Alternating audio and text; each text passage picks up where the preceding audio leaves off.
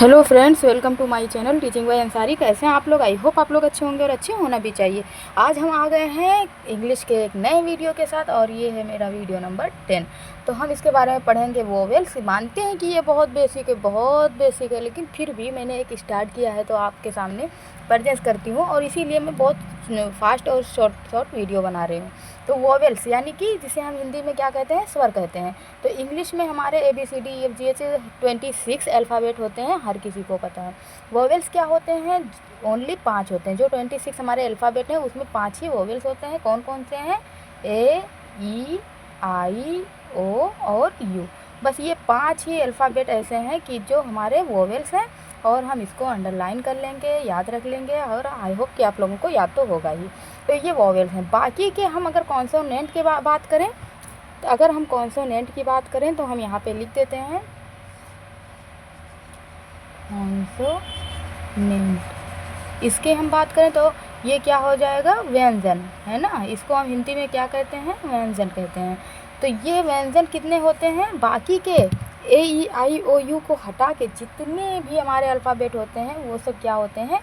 व्यंजन होते हैं। तो हम उसको भी एक बार लिखने की कोशिश करते हैं, यानी कि B हो गया, C हो गया, D हो गया, F हो गया, G हो गया, H हो गया, J हो गया, K हो गया, L हो गया, M हो गया, N हो गया, P हो गया, Q हो गया, R हो गया, S हो गया, V हो गया, W हो गया और X हो गया, Y हो गया और Z हो गया। अब ये 21 है और ये 5 हैं। ये कितने हैं? ये 5 हैं और ये 21 हैं। तो इसको हम क्या कहेंगे? इसको हम कहते हैं कॉन्सोनेंट और उसको हम क्या कहते हैं? वोवेल कहते हैं। तो इतनी चीज़ें तो आई होप कि आपको समझ में आ गई होंगी। अब इसके आगे का हम देखते हैं थोड़ा और। अब हम इसी में पढ़ने वाले हैं सिंगुलर नाउन, यानी कि वो बहुत आसान था तो हम इसके आगे भी जल्दी जल्दी पढ़ लेंगे। एक रिवीजन बस होता रहे। सिंगुलर यानी कि एक वचन, सिर्फ एक ही जो चीज़ एक ही है उसे हम क्या कहते हैं? सिंगुलर नाउन कहते हैं। अगर हम इसको डिफाइन करना चाहें, छोटा सा एक लाइन में समझना चाहें तो हम इसको क्या कर सकते हैं? ए सिंगुलर नाउन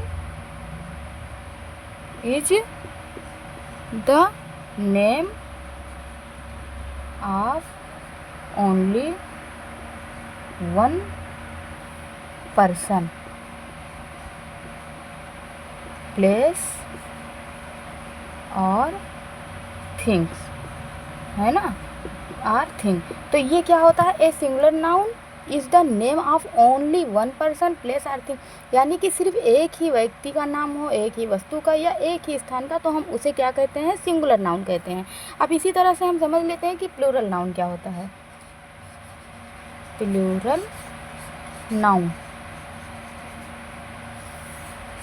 तो हम इसको भी ऐसे ही थोड़ा सा डिफाइन कर देते हैं। A plural noun is the name of two or more पर पीपल। अब जब मोर हो गए तो पर्सन के जगह